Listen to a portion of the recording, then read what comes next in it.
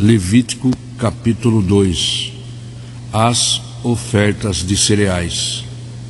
Se alguém oferecer ao Senhor uma oblação, uma oferta de cereal, terá de ser da melhor farinha. Sobre ela derramará óleo, colocará incenso. Observemos aqui a expressão, entre aspas, oferta de cereais ou manjares. Vem da palavra hebraica min'ah, com o sentido de se fazer uma oferta da homenagem, prometendo uma oferta de homenagem, prometendo lealdade e obediência a Deus. A menor dessas ofertas de cereais compunha-se de uma fração do efa, abre parênteses, medida, fecha parênteses, ou seja, pouco mais de 2 quilos. Continuando, versículo 2: E a levará aos descendentes de Arão, os sacerdotes. Um deles tomará um punhado dessa melhor farinha preparada com óleo e com todo o incenso, e os queimará no altar, como porção memorial. É oferta queimada de agradável aroma ao Senhor. Veja só, a palavra, entre aspas, incenso, deriva da expressão hebraica leboná, que significa, entre aspas, alvura, e por conseguinte, entre aspas, candura e pureza. O perfume caro provinha de uma resina leitosa extraída de certo arbusto com o mesmo nome. Versículo 3: A parte restante da oferta de cereal pertencerá a Arão e a seus descendentes. É a parte santíssima dos manjares, porquanto foi tirada das ofertas dedicadas ao Senhor, preparadas no fogo. Quando ofereceres uma oblação de massa cozida no forno, a flor de farinha, a melhor farinha, será preparada em bolos ázimos, sem fermento, amassados com azeite, ou em pães finos, sem fermento, e untados com óleo puro de oliva. Versículo 5: Se tua oferenda for uma oferta de cereal cozida na assadeira, seja da melhor farinha, amassada com óleo e sem fermento. Tu a partirás em pedaços e derramarás azeite em cima. É uma oblação. Versículo 7: Se tua oferta for uma oblação cozida na panela, seja igualmente preparada a flor de farinha com azeite. Na versão Almeida, revista corrigida, versículo 7: E se a tua oferta for de manjares de sertã, far-se-á da flor de farinha com azeite. E aqui na King James, repetindo: se tua oferta for uma oblação cozida na panela, seja igualmente preparada a flor de farinha com azeite. Continuando, versículo 8: Levarás ao Senhor a oferta de cereal que assim for preparada, será apresentada ao sacerdote, que a aproximará do altar. Versículo 9: Da oblação o sacerdote separará o memorial. Na outra versão, que é a RC: E o sacerdote tornará daquela oferta de manjares o seu memorial e a queimará sobre o altar. Oferta queimada é de cheiro suave ao Senhor. E na King James: Da oblação o sacerdote separará o memorial, que queimará no altar como oferenda queimada de agradável aroma ao Senhor. Versículo 10: A parte restante da oblação pertencerá a Arão e a seus filhos e descendentes, parte santíssima dos manjares do Senhor. Versículo 11: Nenhuma das ofertas de cereais que oferecerdes ao Senhor será separada com fermento, pois jamais queimareis fermento ou mel como oferta queimada ao Senhor. Na Bíblia ARC agora: Nenhuma oferta de manjares que oferecerdes ao Senhor se fará com fermento, porque de nenhum fermento, nem de mel algum oferecereis oferta queimada ao Senhor. Vamos abrir em Marcos 8, versículo 15, onde vai falar sobre o perigo das más influências. Eu vou ler a partir do 14. Aconteceu que os discípulos se esqueceram de levar pães, e no barco tinha consigo apenas um único pão. Versículo 15. E Jesus passou a recomendar a eles, cuidado, guardai-vos do fermento dos fariseus e do fermento de Herodes. Veja só, os judeus, por causa dos mandamentos de Deus, onde lemos no Êxodo 13, 7, os judeus evitam o uso de qualquer tipo de levedo, abre parênteses, agentes de fermentação empregados na preparação de alguma bebida alcoólica não destiladas, tipo assim cervejas, e também na panificação. Eles evitam na semana imediatamente após a Páscoa. Na época de Cristo, a levedura era um símbolo comumente usado pelos mestres para se referir à má inclinação humana, para se referir à má inclinação dos seres humanos. Jesus faz uso desta metáfora para mostrar a procedência maligna dos pedidos dos fariseus e de Herodes Antipas. Lucas 23, 8. Por um sinal espetacular nos céus para comprovação da sua divindade. Jesus enfatiza que o grande sinal estava na terra, junto à vida das pessoas a quem Deus amava. Lucas 12 vai nos dizer sobre os fiéis devem evitar a hipocrisia. Eu vou estar lendo a partir do versículo 1. Enquanto isso, uma multidão de milhares de pessoas aglomerava-se a ponto de pisotearem umas às outras.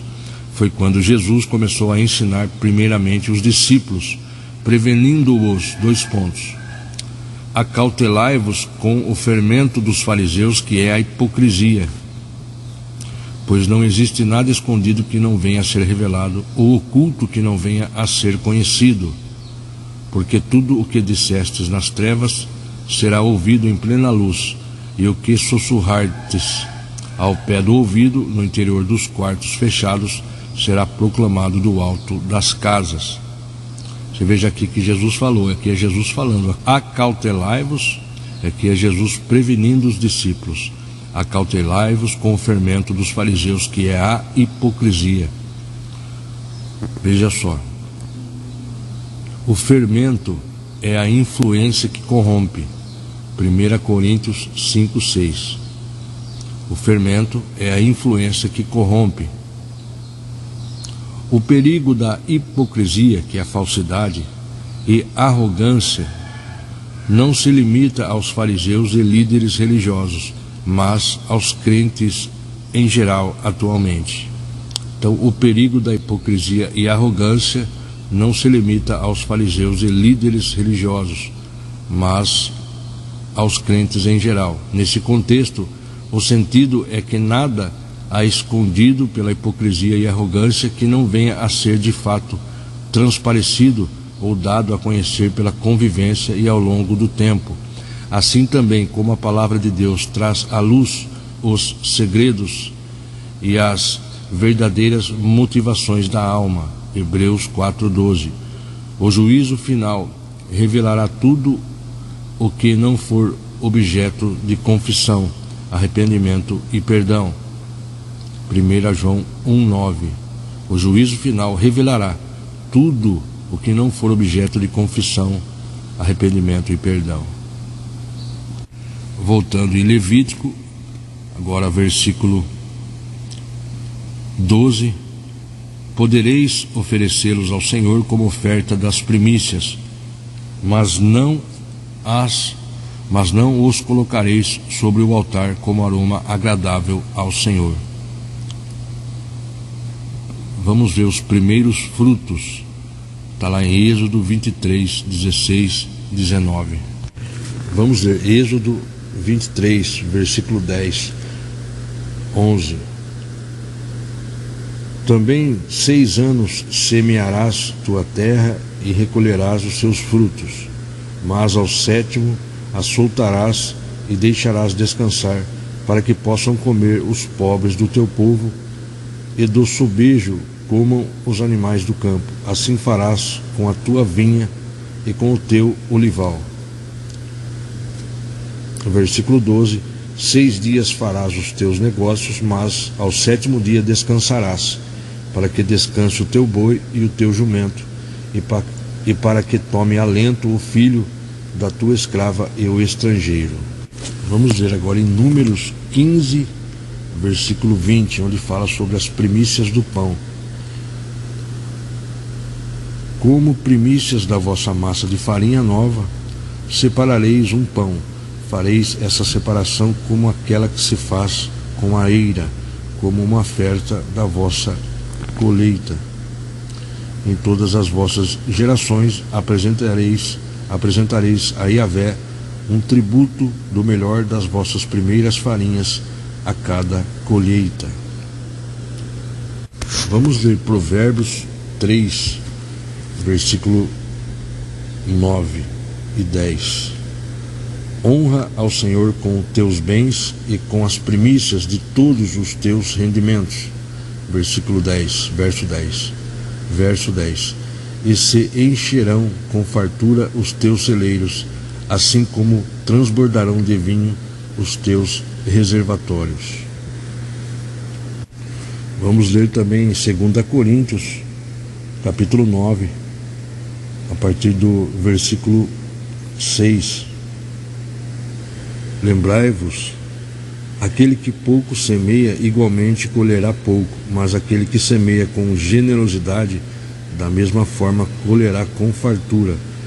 Cada pessoa coopere conforme tiver proposto em seu coração, não com pesar ou por constrangimento, pois Deus ama o doador que contribui com alegria, certos de que Deus é poderoso para fazer que toda a graça vos seja acrescentada, a fim de que em todas as áreas da vida, em todo o tempo, tendo todas as vossas necessidades satisfeitas, transbordeis em toda boa obra.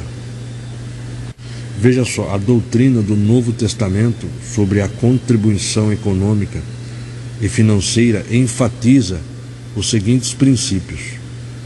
Primeiro, a total liberdade e espontaneidade, a paz e alegria em contribuir, especialmente com irmãos em Cristo. Entretanto, a falta de cooperação com a Igreja demonstra ausência de sensibilidade ao Espírito de Deus. As ofertas ou contribuições regulares têm a finalidade de manter e expandir a obra do Senhor e possibilitar que nenhum membro da família de Cristo precise viver em miséria. Testemunhos de doação sempre provocarão expressões de louvor e gratidão a Deus. A responsabilidade espiritual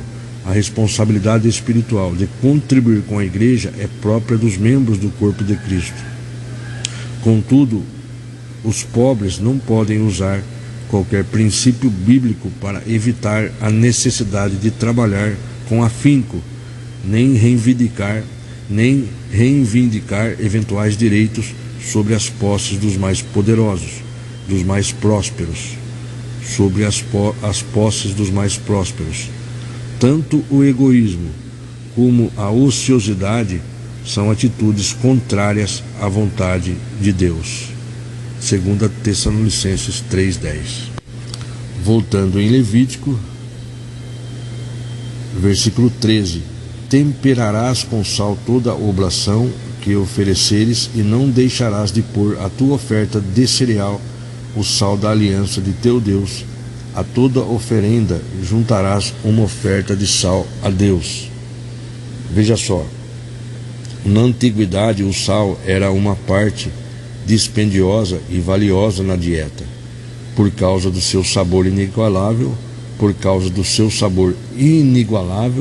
e muito apreciado, e sua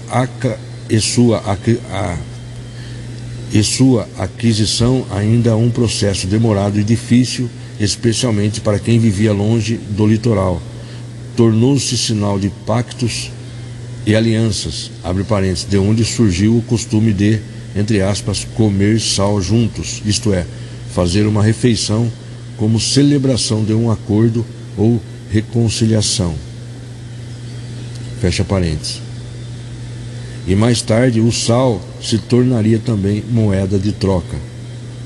Os soldados romanos recebiam, entre aspas, salarium, abre parênteses, sal em latim, fecha parênteses, uma quantidade diária de, entre aspas, sal, como pagamento por seus serviços, da onde saiu a palavra dos dias de hoje, salário. Na outra versão, e toda a oferta dos teus manjares salgarás com sal, e não deixarás faltar a tua oferta de manjares, o sal do concerto do teu Deus, em toda a tua oferta oferecerás sal. Vamos ver Marcos capítulo 9, a partir do versículo 49, onde está dizendo: os cristãos são o sal da terra. Versículo 49 de Marcos 9: pois todos serão salgados com fogo. Versículo 50: o sal é bom, mas se o sal perder o seu gosto, como restaurar as suas propriedades? Tende o bom sal em vós mesmos e vivei em paz uns com os outros. Veja só aqui, pois todos serão salgados com fogo. No Antigo Testamento, como estamos lendo, era exigido que se colocasse sal sobre o sacrifício. Todo cristão deve ser um sacrifício para Deus. Romanos 12:1. Na vida cristã, o sal é representado por provas, o sal é representado por purificação pelo fogo da justiça divina, perseguições do inimigo e deste mundo. 1 Coríntios 3:13, 1 Pedro 1:7. Então todo cristão deve ser um sacrifício para Deus. Romanos 12:1, onde vai dizer sobre a vida como culto espiritual. Aqui leremos Romanos 12:1. Portanto, caros irmãos, rogo-vos pelas misericórdias de Deus que apresenteis o vosso corpo como um sacrifício vivo, santo e agradável a Deus, que é o vosso culto lógico. O culto lógico não é o culto, o fato de ir à igreja, o fato de participar de um culto, como as pessoas dizem. O culto cristão caracteriza aqui, como o apóstolo Paulo está dizendo, o culto cristão caracteriza como sendo uma atitude pessoal e diária de devoção, adoração e serviço a Deus e aos semelhantes. Ou seja, quando nós acordamos, inicia nosso culto a Deus. O nosso comportamento durante todo o dia, estamos apresentando, oferecendo o nosso culto a Deus. Por isso precisamos oferecer em santidade, que é o tema central de Levítico que estamos lendo. Glória a Deus. Então, só recapitulando, no Antigo Testamento era exigido que se colocasse sal sobre o sacrifício. Todo cristão deve ser um sacrifício para Deus, onde nós acabamos de ler em Romanos 12:1. Na vida cristã, o sal é representado por provas, purificação pelo fogo da justiça divina, perseguições do inimigo e deste mundo. Vamos ler 1 Coríntios 3:13, que fala sobre o dever dos ministros de Cristo. Veja só. Vamos ler a partir do versículo 12. Versículo 12. Se alguma pessoa edifica sobre esse alicerce, utilizando ouro, prata, pedras preciosas, madeira, feno ou palha, sua obra será manifesta, porquanto o dia a trará à luz, pois será revelada pelo fogo, que provará a qualidade da obra de cada um. Então, nesse versículo 13, sua obra será manifesta, porquanto o dia a trará à luz, pois será revelada pelo fogo, que provará a qualidade da obra de cada um. Observemos aqui, o juízo divino testará com fogo a qualidade espiritual das obras realizadas. O trabalho de alguns crentes resistirá à prova, como metais caros e pedras preciosas. Porém, outros verão suas obras serem consumidas pelo fogo, como se fossem de palha seca. Essa forte ilustração usada por Paulo tem o propósito de ressaltar a importância de se pregar, ensinar e viver a palavra de Deus sem subterfúgios, manipulações ou intenções reprováveis. 2 Coríntios 5:10. 1 Pedro 1:7. Assim acontecerá para que a sinceridade da vossa fé vamos ler aqui a partir do versículo 6. Portanto, nesta verdade exultais. Vamos ler a partir do versículo 5.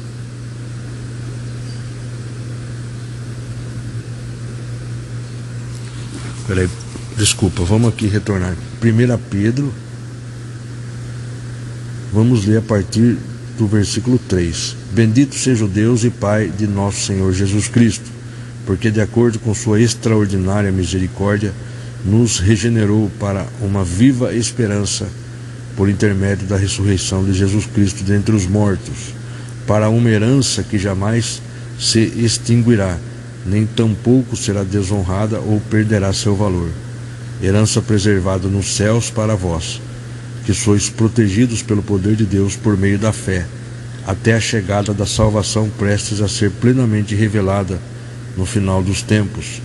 Portanto, nesta verdade exultais, mesmo considerando que agora e por algum tempo ainda tenhais de ser afligidos por toda espécie de provação. Versículo 7 agora.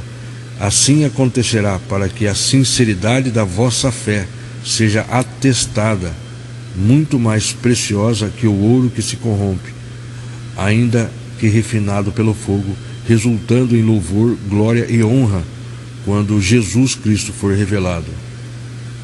Veja só, então, para os cristãos, o sofrimento é uma prova a essa fé inabalável, gravada em seus corações pelo Espírito de Cristo. O crente tem o privilégio de ter quantas audiências particulares com Deus desejar, abre parênteses, oração, fecha parênteses, e a qualquer momento ser ouvido atentamente pelo Senhor, sem que com isso o Criador deixe de administrar os demais detalhes do universo. Então, para todos os cristãos, para todos nós que buscamos viver em conformidade com a palavra de Deus, cristão que vivem com sinceridade, buscando a obediência diária, o sofrimento é a prova, é uma prova à nossa fé, gravada em nossos corações pelo Espírito Santo. Glória a Deus. Então nós vimos, todo cristão deve ser um sacrifício vivo para Deus, e que sabemos que a vida cristã, na vida cristã, o sal é representado por provas, sofrimentos, mas provas, purificação pelo fogo da justiça divina, perseguições do inimigo e também deste mundo. Aí nós lemos em 1 Coríntios 3,13 e 1 Pedro 1,7. Em 1 Pedro agora 1,4, versículo 12, está escrito: o privilégio de sofrer por Cristo. O privilégio de sofrer por Cristo. Veja só, versículo 12. Amados, não vos assusteis com a provação que surge entre vós, como fogo ardente, com o objetivo de provar a vossa fé. Não entendais isso como se algo estranho vos estivesse acontecendo. Contudo, alegrai-vos por serdes participantes dos sofrimentos de Cristo, para que também vos alegreis e exultareis na revelação da sua glória. Veja só, e no versículo 16 e 17, entretanto, se sofrer como cristão, não se envergonhe disso, antes glorifique a Deus por meio deste nome.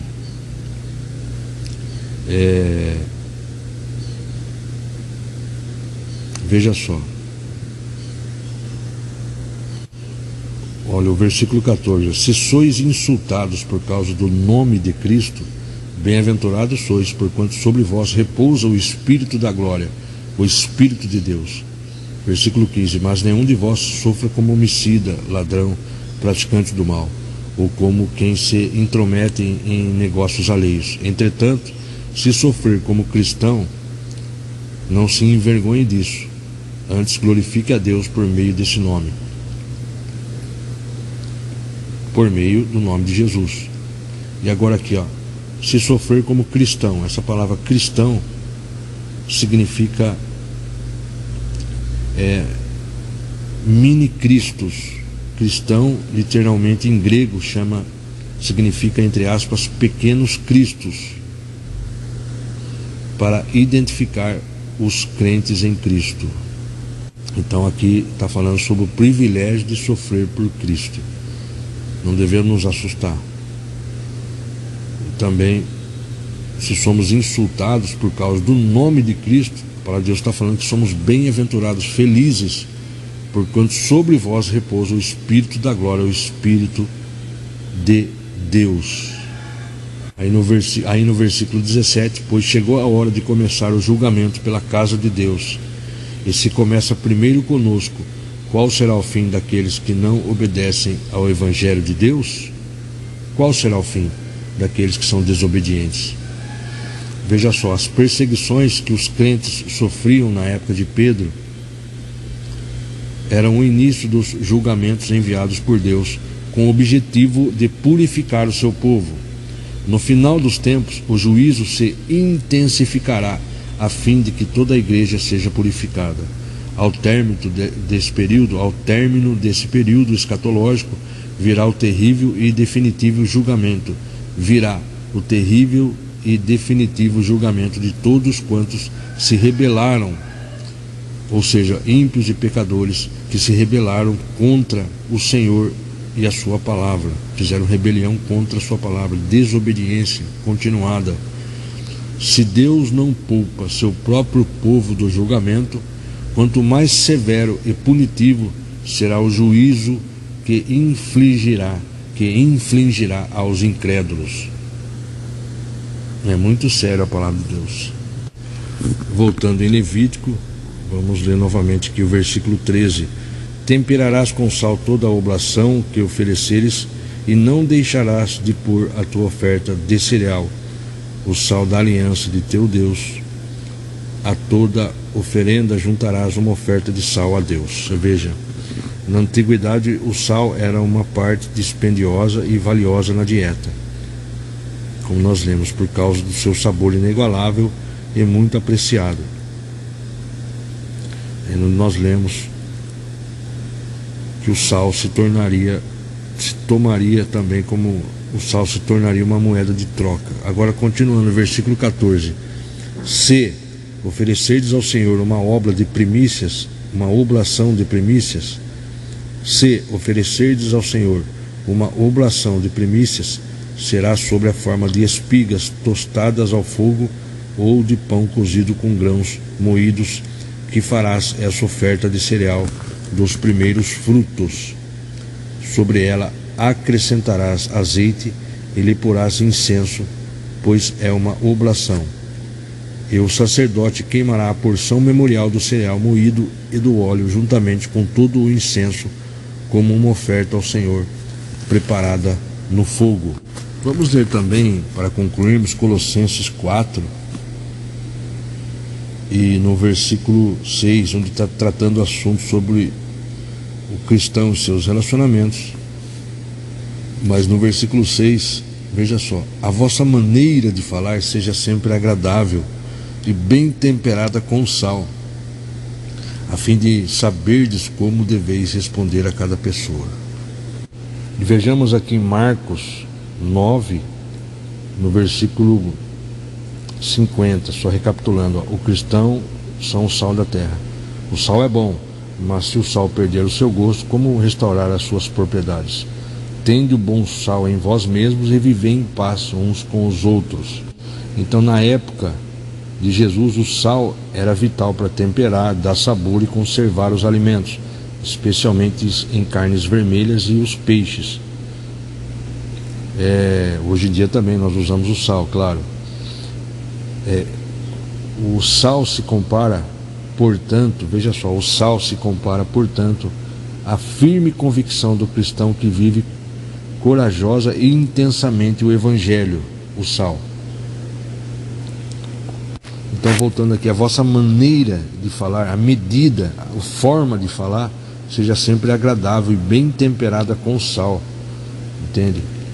Bem temperada com a nossa convicção, mas sem soberba, que a nossa convicção não cause transtorno, que a nossa convicção não assuste a outra pessoa. Então nós temos que a vossa maneira de falar seja sempre agradável e bem temperada com sal, a fim do quê? A fim de saberdes como deveis responder a cada um, a cada pessoa. Em 1 Pedro 3,15, que fala sobre o estilo de vida do cristão, veja só, no versículo 14, vou começar lendo, todavia, ainda que venhais a sofrer porque viveis em justiça, serei felizes. Não vos atemorizeis, portanto, por causa de ameaças. Não vos atemorizeis, portanto, por causa de ameaças, nem mesmo vos alarmeis. Antes, reverenciai a Cristo como Senhor em vosso coração, estando sempre preparados para responder a qualquer pessoa que vos questionar quanto à esperança que há em vós. Contudo, fazei isso com humildade e respeito, conservando boa consciência, de tal maneira que os que falam com malignidade contra o vosso bom comportamento, pelo fato de viverdes em Cristo, fiquem envergonhados de suas próprias calúnias. Observemos aqui, o cristão não está sob... Perdão, vou ler novamente. O cristão está sob as bênçãos de Deus e de posse da verdade. Portanto, não tem do que se envergonhar ou temer. Não tem do que se envergonhar ou temer. Ok. Sua apologética, ou seja, a sua defesa da fé, deve ser proclamada com mansidão, paciência e consideração à pessoa humana daqueles que se opõem.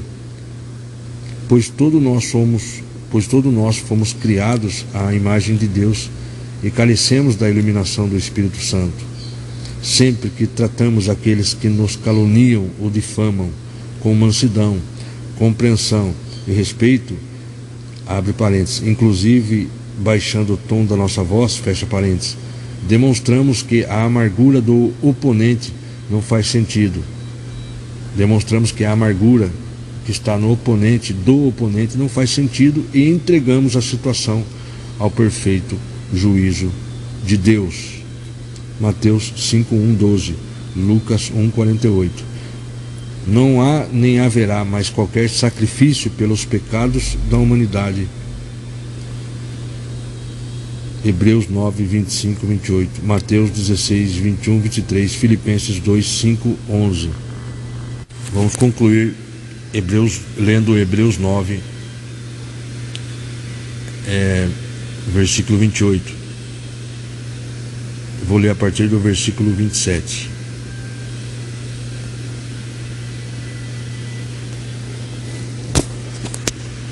E assim como aos homens está ordenado morrer uma só vez, vindo depois disso o juízo, assim também Cristo foi oferecido em sacrifício uma única vez para tirar os pecados de muitas pessoas, e aparecerá a segunda vez, não mais para eximir o pecado, mas para brindar salvação a todos os que aguardam. Cristo foi então oferecido em sacrifício uma única vez. Muito bem, nós estamos concluindo a leitura de Levítico capítulo 2, que tem como tema central a santidade, e como nosso grande exemplo, Jesus.